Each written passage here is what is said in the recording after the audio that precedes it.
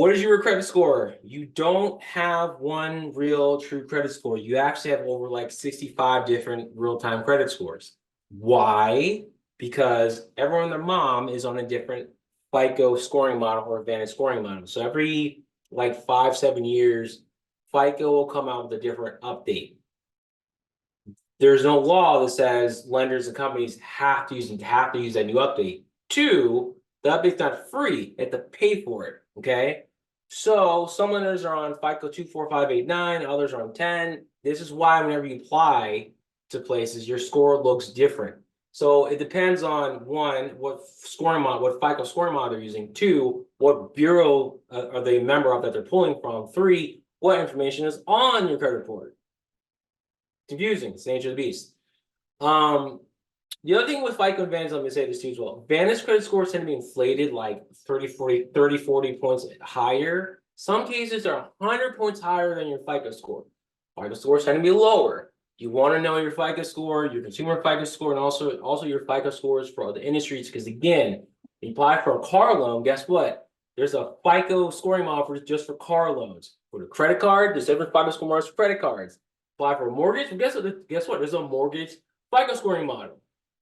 So even if you have FICO scores on your credit monitoring, that doesn't mean that like when you apply, they're gonna see the same score. Also, here's really jacked up. For those of you who get your credit scores from the bank, right? Let's say Chase or Bank of America, whatever. That credit score they're showing you, yeah, maybe FICO score, but guess what? It's an unweighted score, and they even say in some banks, this score is used for educational purposes only.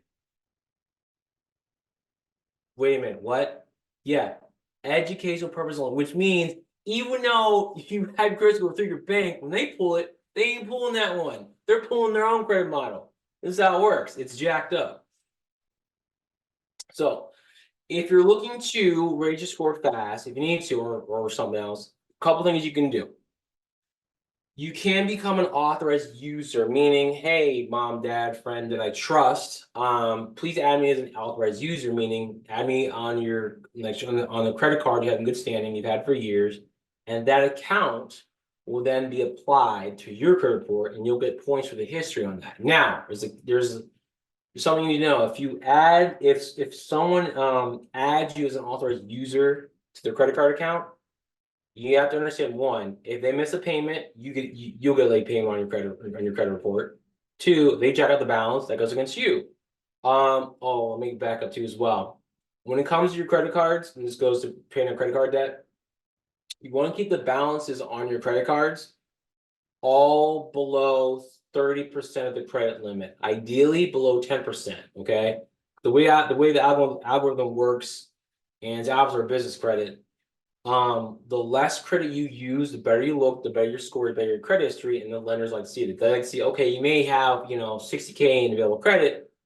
We're only using 2,000. That shows that you're responsible. That's what they like. Okay, so yeah, so when someone is an authorized user and that person keeps jacking up the credit card balance, you're gonna lose points for that too as well. So you can do that if you want, but again, make sure it's from someone that you trust, that pays it on time, because once it's on there, you can take it off, but you don't want to be in a situation that harms. And if those of you on here, if you want to learn how to make some extra money, if you have a credit card that you used that you've never been late on, you paid off every month, or if you keep the balance very low, you could say, "Hey, friends, you want to boost your credit score? I'll add you as an authorized user. You do not have to give them the second credit card. You can charge them money for it. You can charge them like $150 or like $100 a month to stay on it. You can do that. You add them on there, boom, look at the boost.